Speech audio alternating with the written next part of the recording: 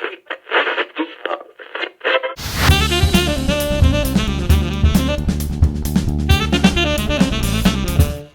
are here with our friend Pat Close. What's going on, Pat? Hey, how are you? Doing great, thank you. We are good. And so we've got Pat on a topic that we're calling drum warm-up exercises, pad work today. Participants are muted upon entry of these sessions, but if you have questions, don't hesitate to use the chat feature or the raise your hand feature, and I'll make sure we get those questions to Pat. If you've been following along with these sessions and have topic suggestions or feedback, please email that feedback to info@clearwaterjazz.com, and we'll take a look and see what we can do. Let me tell you a little bit about Pat. We're going to get right into his session today. We thank our great sponsors, Blue Water Wealth Management at Steward Partners and MarineMax Clearwater. They're helping to produce an archive of these wonderful sessions, both the video sessions, which is in a place on our website called The Studio. You can access it through our education and outreach page, or the Young Lions Jazz Master Virtual Sessions podcast has all the audio portions of these sessions. So please enjoy those free archives. So Pat, we've got drummer, composer, teacher, Pat Close with us today. Pat's a wonderful part of the extended Clearwater Jazz Holiday family of musicians. He is a professional studio and live freelance drummer. With 5 decades of drumming under his belt, Pat brings a wealth of experience and professionalism to everything he does. He has studied all phases of technique and all styles of drumming and has worked with a variety of producers, arrangers, and writers, mastering the art of playing. In addition to his vast performance experience, which has taken him all over and has paired him with some really great players, Pat also has done numerous recordings and television commercials.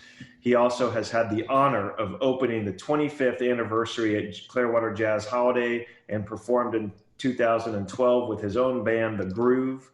He's been a fixture as part of the Clearwater Jazz Holiday Band at our after parties, during the festivals, and check out, he recorded and produced his own CD entitled Rhythms of My Soul, released in January 2017. If you'd like to connect with Pat, please do so by visiting his website, patcloselive.com, or send him an email to patclose@live.com, and he'd love to hear from you. So Pat, welcome to Clearwater Jazz Holidays Jazz Master Virtual Sessions. We're really happy to have you with us. The stage is all yours. Thank you, Steve. And I'd just like to say, hope everybody's doing well out there and safe during this crazy time. You know, one thing you can do is, get in and practice, and work on your art, work on your craft during this time. If you don't already do that, you could do it more so now. Anyway, today my session is about basically warming up as a drummer. And I warm up on a pad, which is here. I'll show you. There's another pad, type of pad. Because, I think it isolates,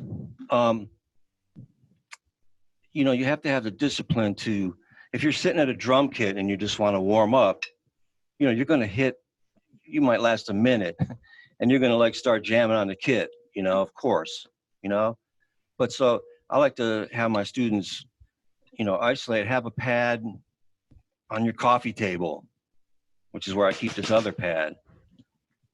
Anytime, and some sticks there in case you want to just, work on your hands. As far as warm up, so I like to have the pad away from that. Now, let's talk a little bit about warm up and why it's important. Because a lot of times we get, if you're a working drummer like myself in a club and you just set up or your drums are already set up, let's say at a club, and you drove to the gig and, let's say there was some stress from driving, maybe not, maybe it was a great drive, whatever, park the car, walk in to the job, sit down behind your kit, what do? You just like 2, 3, 4, you know, you're setting yourself up for something bad, I think, because the tendons need to be warmed up in the forearms, and the muscles need to be warmed up so that the tendons don't get strained. The tendons start to strain, you're asking for a lot of problems, and I've had them. Tendonitis, elbow, carpal tunnel, nerve damage. So you have to warm up. And why? Because look at a professional athlete. You know, if you've ever gone to a football game, you know, and you're sitting in the stands before the game starts, you got there early, like you should as a drummer before the gig. And you notice the football guys out there, you know, without their full uniform on, they're like sitting there with stretching their hamstring out for like a good minute, 2 minutes, holding it.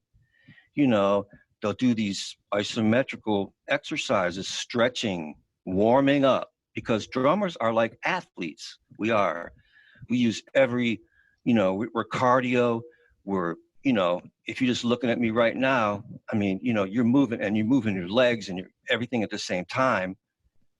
So do those football guys just go out there and just like hike, bam? No, they have to warm up. So drummers are like athletes for sure. And we have movement, you know? So to play your best and to keep from getting injury along the years, and, you know, or even in 5 minutes. I just want to share a story. I remember, you know, I was playing a concert. I think it was maybe even honestly, it was at one of the Clearwater after jams.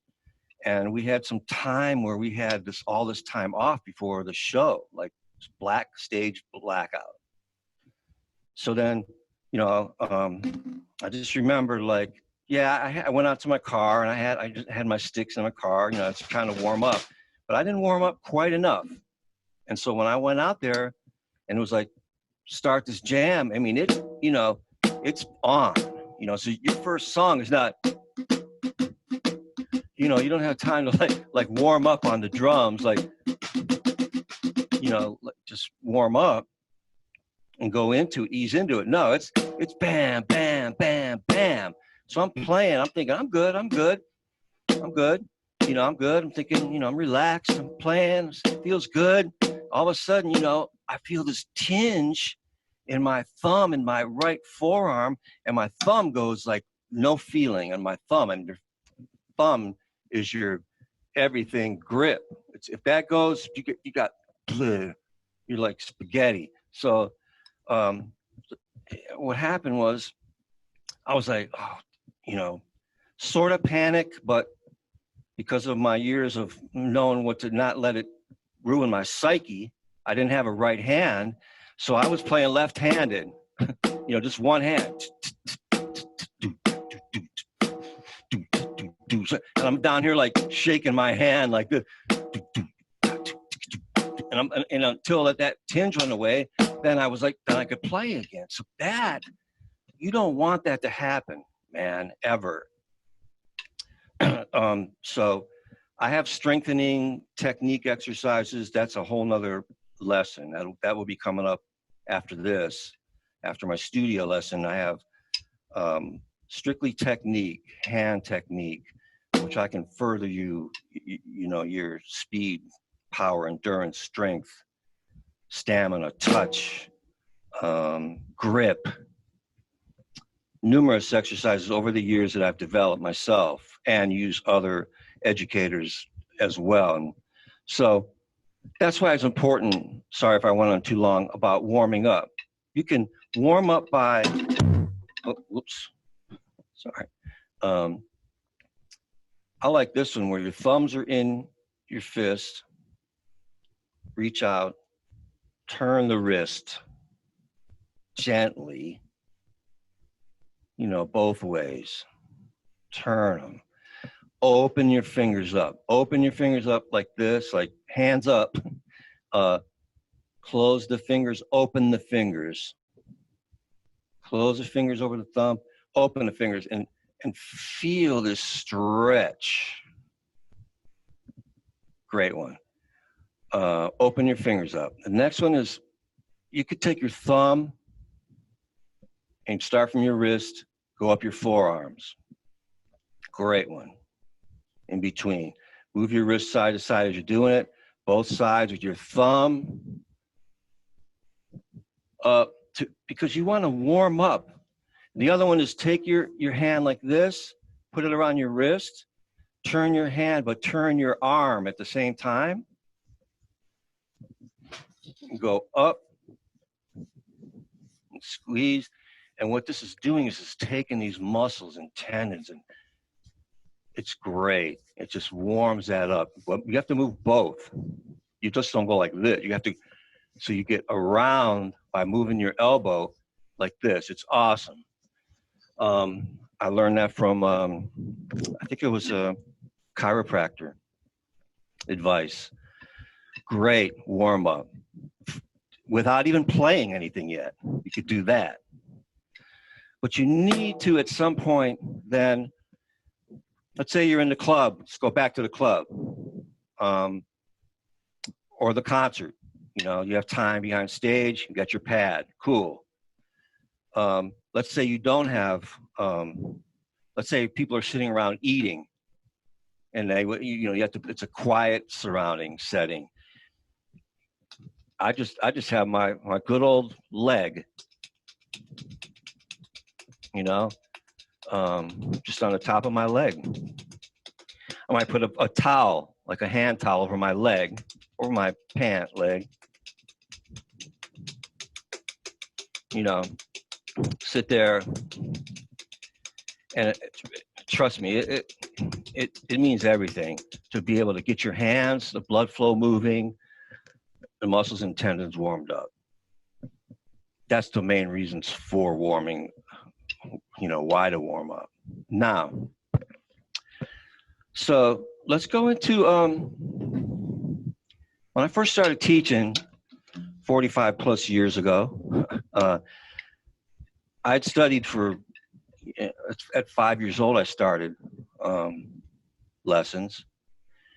And at 15, for 10 years, I studied through all the books, all the way through beginner through advanced, on reading and rudimental and soloing.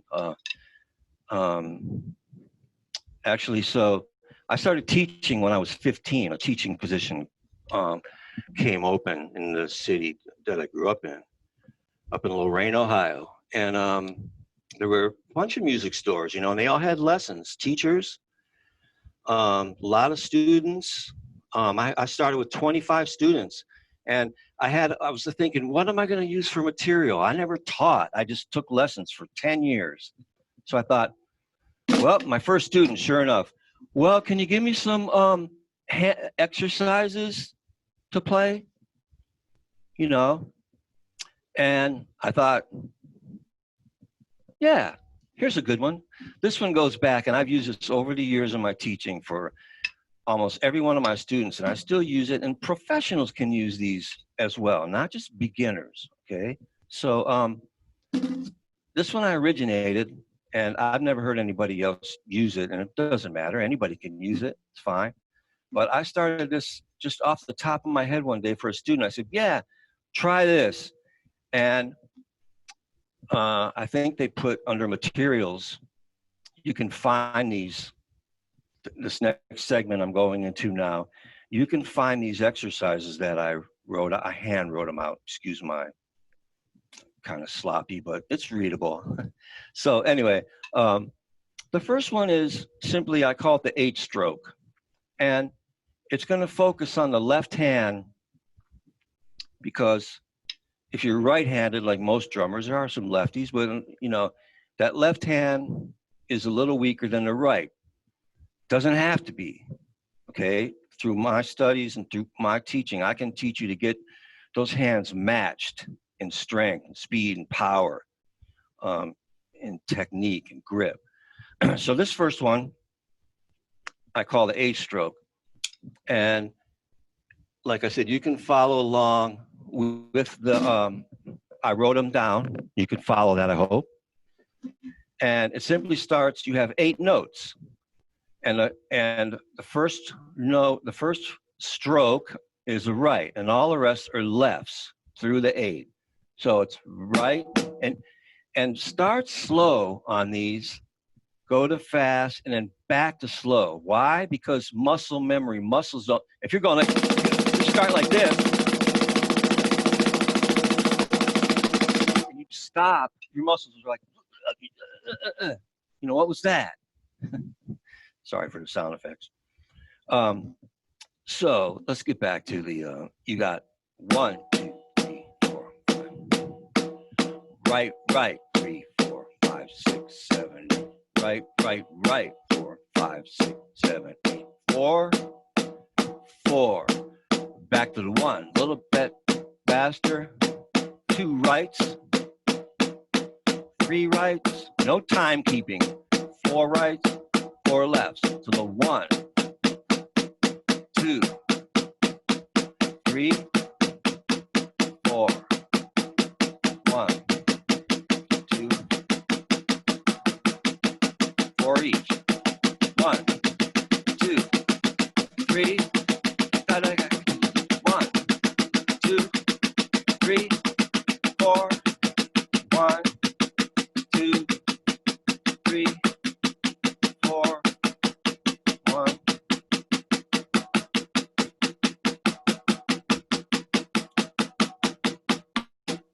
You could stretch that out. You can stretch that out even longer if you like.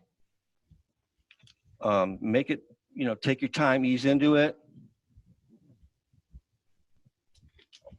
And come out of it. That's a great exercise for warming up. Next one is a great one. I have to credit, I think it's Tommy Igo, great drum educator, for this one. Because he had like a room of drummers and it was very cool and I like to use it. I use a lot of ideas from a lot of great drummers, teachers, you know, Dave Weckles one, Jojo Mayer. Great, I use a lot of their techniques when I teach, as well as my own. So this one, I kind of stole from him. I like it because it takes, it's the next one down on the PDF. And it takes singles, double strokes, and paradiddles. I just call them diddles. So you're taking your singles, and you can go da da da da da da da. Repeat that, and then double it, which is right with it, and then paradiddles. Okay, so single, double, or just doing it one time. It's single, double, paradiddle, paradiddle. Keep them at the same.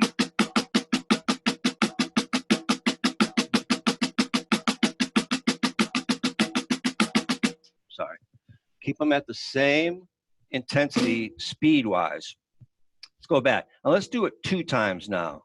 So the example would be, right? Double, paradiddle. Single, double, paradiddle. Single, double, paradiddle. Single, double, going out with paradiddles, which is a right, left, accent. Why are accents important? In my opinion, first of all, they add, in as far as warm up and technique, they give you, it gives you some strength and power. You don't want to practice everything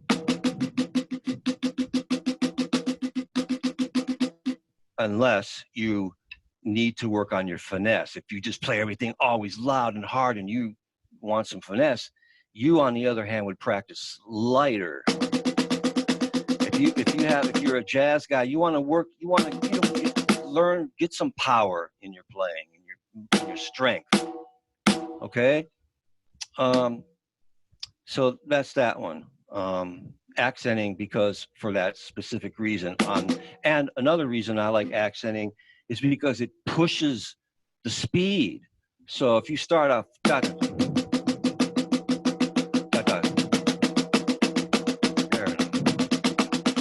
accent that,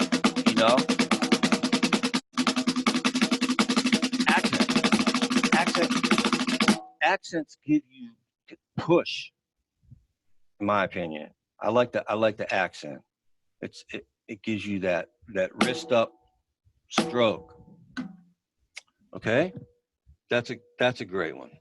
Oh, and you can vary the command. Like I like what Tom Yago did. He changed it. Like he had a room full of drummers. It was very cool. He was calling out the singles, diddles,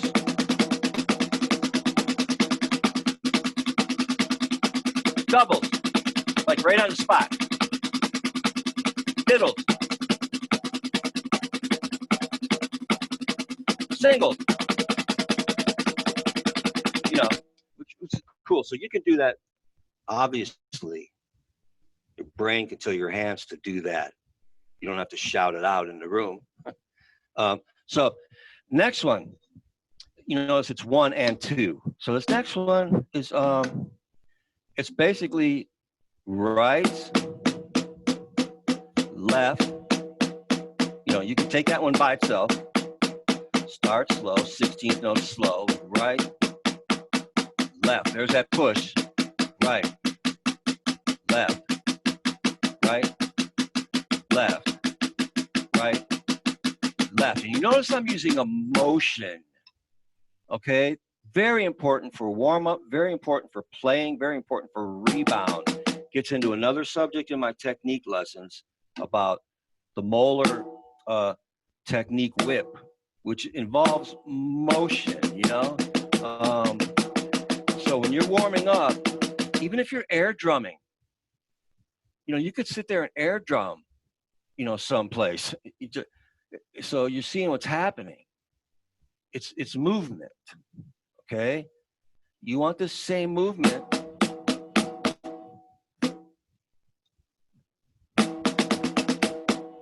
Very important, movement, not.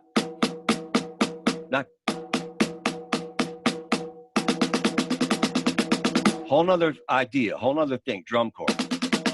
Just a lot of finger stroke and a lot of wrist, all wrist, Okay. For warm-ups, we want movement, So right, left, right, left. I went into number 2. Now I went back to number 1. The one below it. Combination. 1, 2, 2. 1, 2, 1, 2, 1. For you guys that play match grip.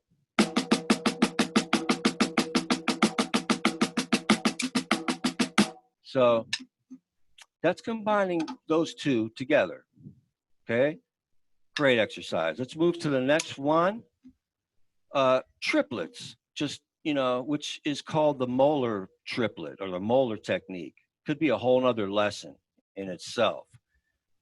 Too long to explain it. I won't get into it right here, but it's called the Molar, a triplet. And triplet meaning 3, obviously. So it's 3, 3. And then you have to have that accent.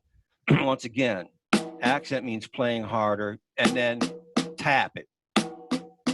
So it's a stroke, it's a whip and a tap, whip, tap, tap, whip, tap, tap, whip, tap, tap. And obviously you want a lot of guys getting into this, man. You could get into this and there's controversy on it. Everybody has their own take on it, which is okay as well. Jim Chapin, the great educator, started this whole thing from Molar, the Molar technique. And thankfully it gave us this,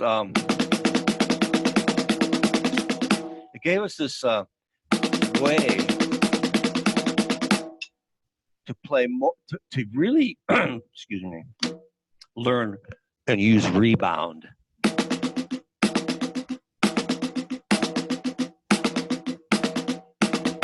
You know, using gravity. You know, you throw a stick on the floor, it doesn't go, right? No, it comes flying off, back off the floor.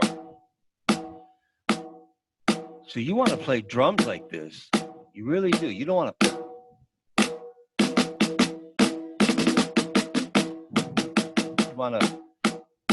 You want to practice that in your warm-up. And the best exercise for rebound and motion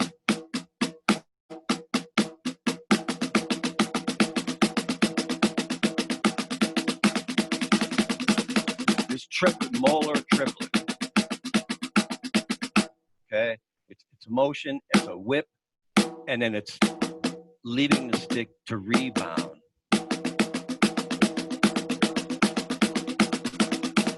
And you condense it, obviously, as because I see a lot of guys go like this, you know, which is like unnecessary elbow movement, shoulder movement, and elbow out. Your elbow can't move out unless your shoulder lets it, makes it. You want to keep this still, shoulder still, you know. I'm sorry, you want to condense that movement the faster you go. So obviously it's not. Okay, just a little bit about molar, but that's a triplet exercise. And you could do it without molar, you could just do it.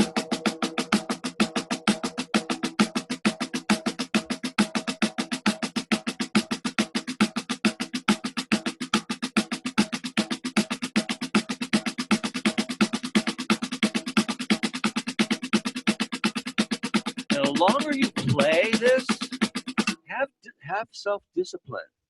Make yourself sit there, as I did when I was a kid at 5 years old, up in my room with my 5-stroke rolls.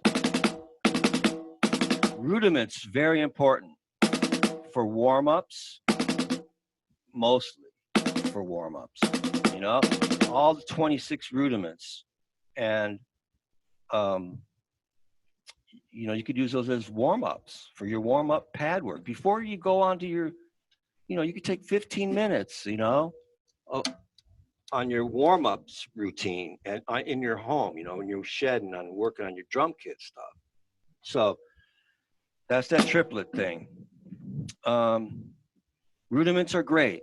As you notice, I'm getting down to the bottom of this page here. Flams are great. A flam, alternate flams, which means both sticks come down, but one hits first. The left hits first, that's a right-hand flam. Now, you notice the left stick's down, the right stick's down, it hits first. I love this. I love flams because you could put motion to it.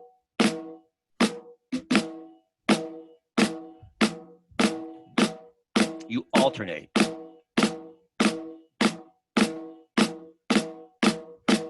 Obviously, you don't want to. You can swing it, yeah, but you don't want to hit your sticks together ever.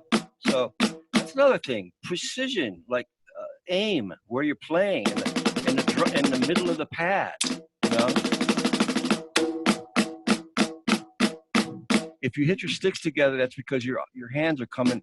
One hand's crossing over the line. You know, that's to be looked at. It's definitely something your teacher wants to look at. It's all about setting you up, having your arms coming in, your sticks coming in at this 45 degree, whatever that angle is. I think it's like 45, looks about right. Flam taps, flam, you know, flam right, flam left, flam right, flam left. Basically a double stroke roll with a flam.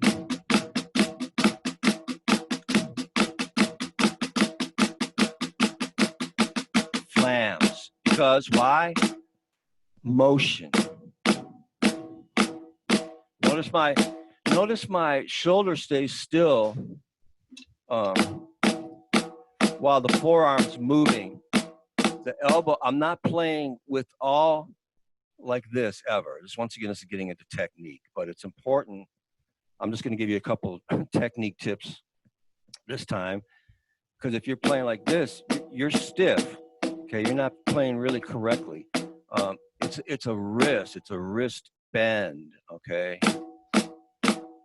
combined with an elbow, slight elbow up.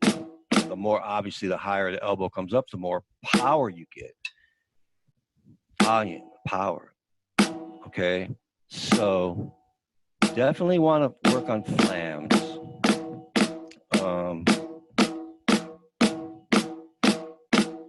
Great exercise. This is all warm-up stuff. Another one is putting a flam in front of the triplet. Well, let's go back to Now I'm going to go. Once again, there's that flam. And talk a little bit about that, that discipline aspect. And what's it going to do for you when you're practicing on the pad, working on your hands? And when I say hands, I mean your whole hand, wrist, forearm motion and technique. What does discipline do? Because if you just sit there and you go, you know, the doubles, the diddles, the singles, the double. Okay, that's good. No, that's not good, because you didn't, what are you going to get out of it if you don't put anything, and then you stop like that, your muscles are going to go, what just happened? I have a great exercise, technique booster for endurance thing that I use for my students. That's proven to, I try all these out on my students as well, proven to work for a lot of great healthy things, for, you know, to keep everything moving right, and for, especially for strength, speed, and endurance, power, control. Those are the things that we need, that I teach, that I use, that I drive in. And so you're not going to gain any of it if you just go.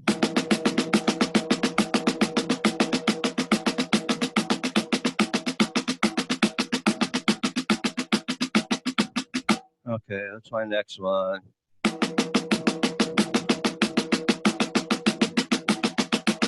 Okay, let's see. Let me go to back to the first one. You start real fast, and then you stop. You're basically doing nothing for yourself, for your hands, you know? Remember, and that self-discipline, man, when you learn that,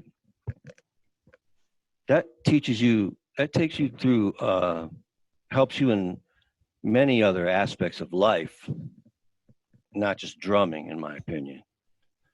You know, it's like being strong not to do something, you know, it's bad.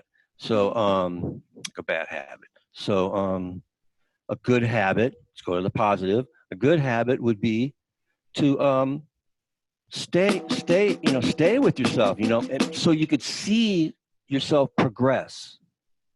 Okay. You know, it's very important. It's crucial, actually. It's critical that you do these exercises the way I explained them from the beginning. Slow, fast to slow. Or as my teacher would write, open, closed, open. Like the single stroke roll. Open, closed, open. Great exercise in itself. Check it out. Open. That's the first thing I learned when I was 5 years old in the book. First page of the book. Hold the sticks correctly with the correct fulcrum point, which is a whole nother lesson.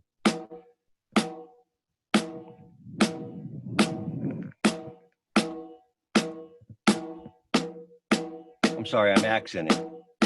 Don't accent. Right now.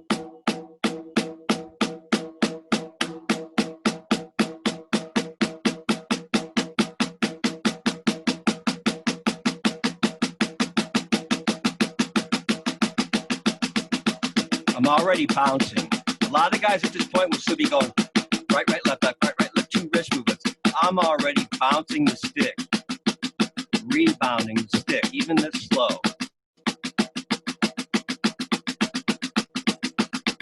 Turn it into a bounce.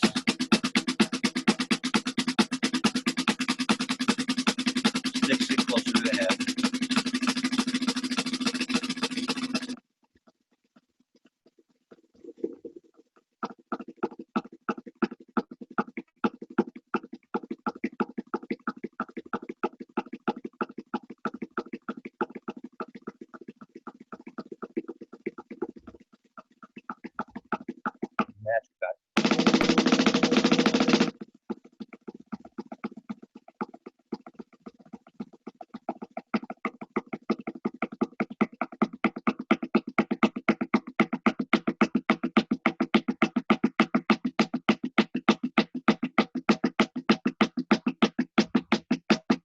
Discipline.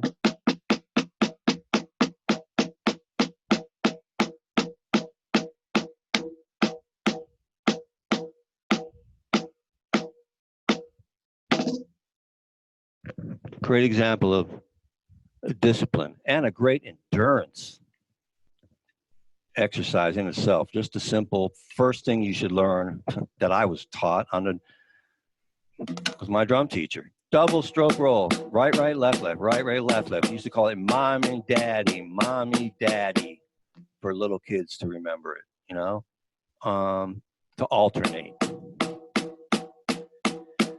Why are those important? Doubles, because they turn into rolls. 5-stroke roll, you're still rolling, but you're cutting it off. 7, 9, 10,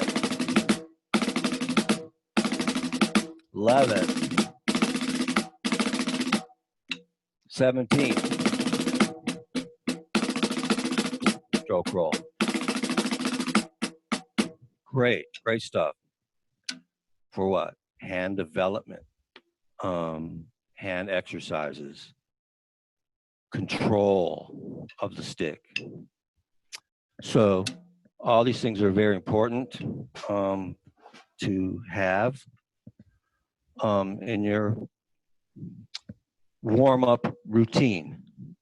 Let's say you spend, and I'd like to say one thing about that, especially for younger beginners and parents, if they're watching, or band directors who tell their students to watch this in the archive section under studio on the website. You can watch this video at another time.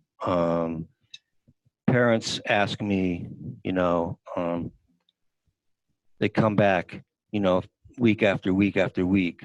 Let's say the kid's, you know, just kind of hanging in there.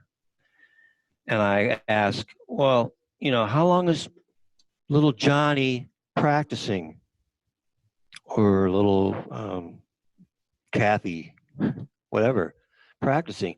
Oh, well, he practices 15 minutes.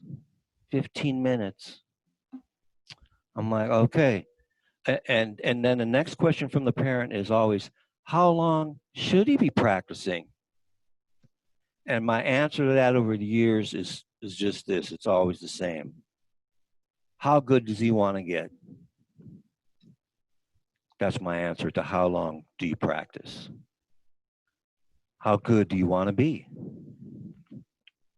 So no one ever told me how long to practice. And I was up there in my books, you know, a little kid just going for it. And I'll point out that those are the kids, obviously, that progress. Obviously. The ones that don't have the heart are the ones that stay, you know, at the basic beginner stage. So the longer, and as professionals, you have to sit there, man, and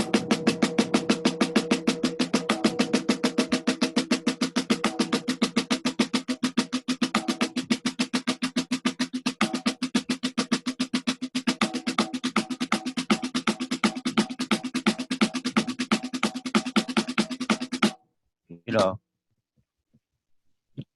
I shouldn't use the word have to, you know, you need to sit there and do it for extended period of time if you want to see the benefit, the result, and not run into any injuries, which I call them.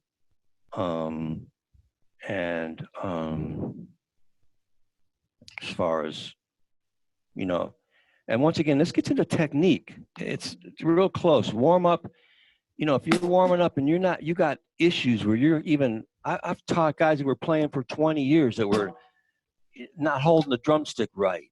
You know, they were like dropping their thumb off the stick.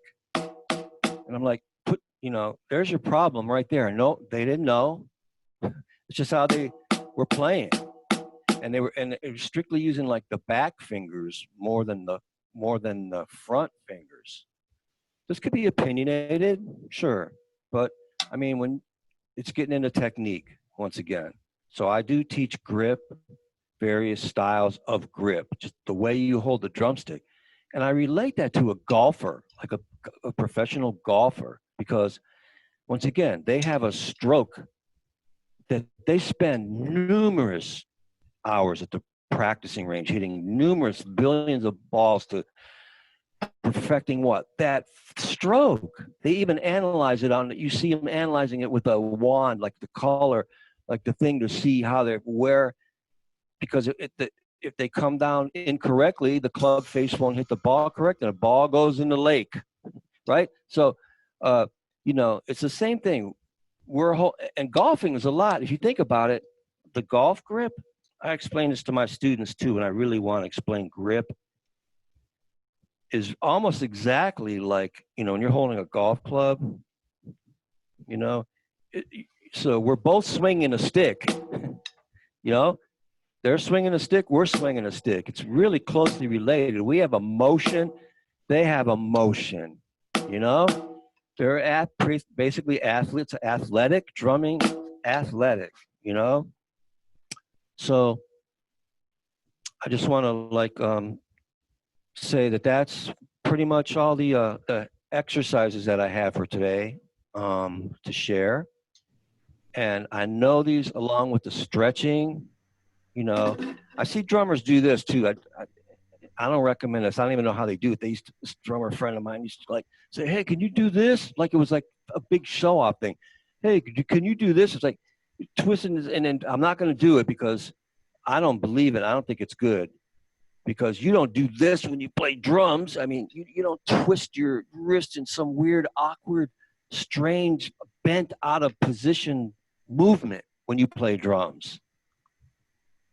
I wouldn't recommend doing that twisting thing. It's like, ouch. Why would you want to do that? So that's another one.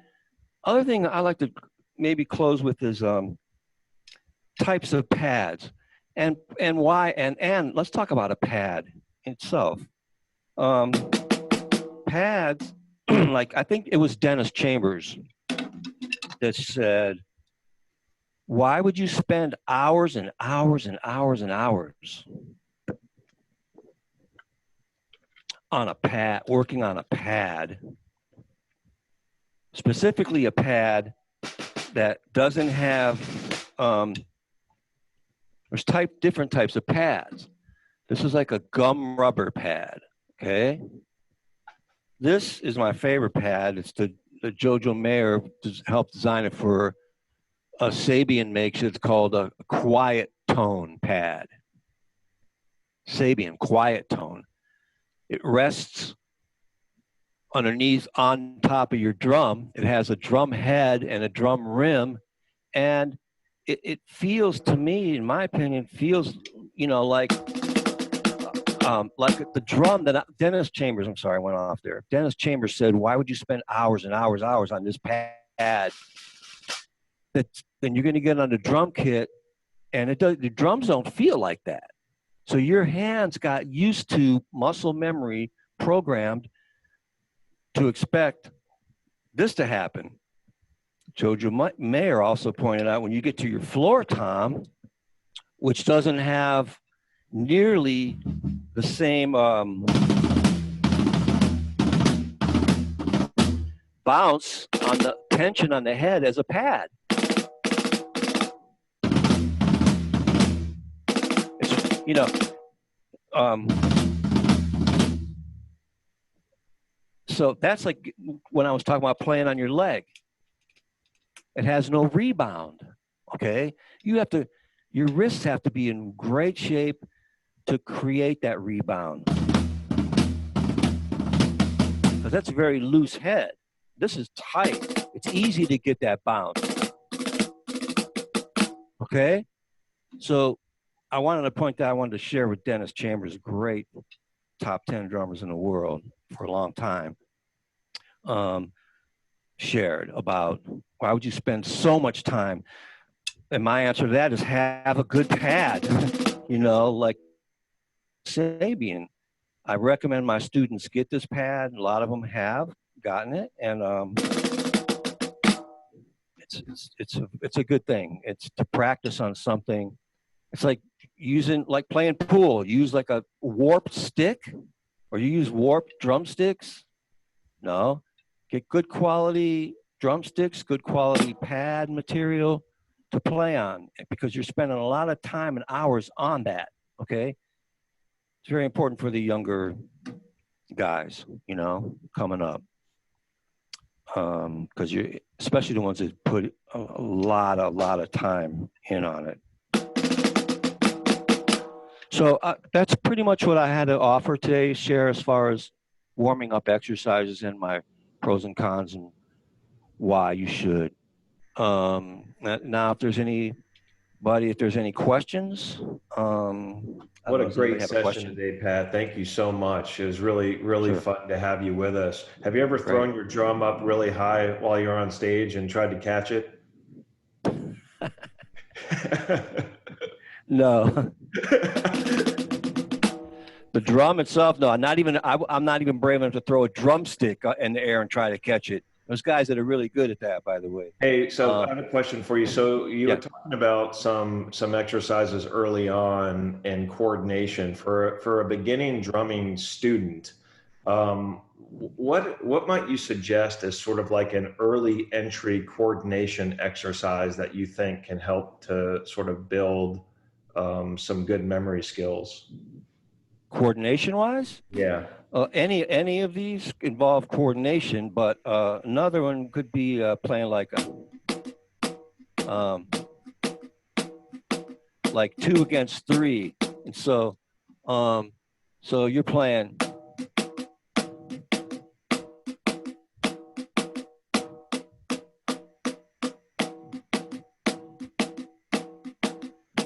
I think that's what they're called.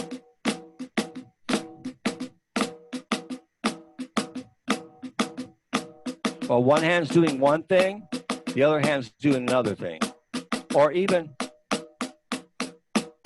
that's a basic rock beat, 8th notes, while the left hand's doing something different.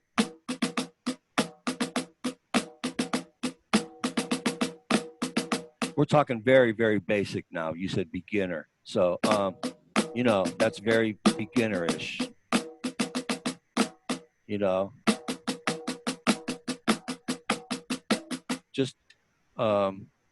Just the paradiddle in itself, the single paradiddle involves, believe it or not, I make this stuff sound and look very simple, but if to a beginner, this paradiddle can be very complex because you go right, left, right, right, left, right, left, left, you know? So as soon as the left hand tries to do it, it's like, you know, that's coordination. You know, without getting into showing you a simple drum beat, which, you know, would involve, you know, or simply, you got 3-way coordination. You got right this, foot.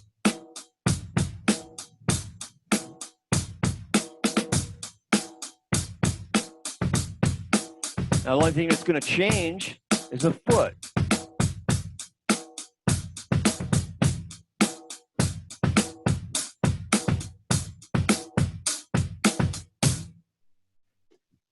whole other lesson.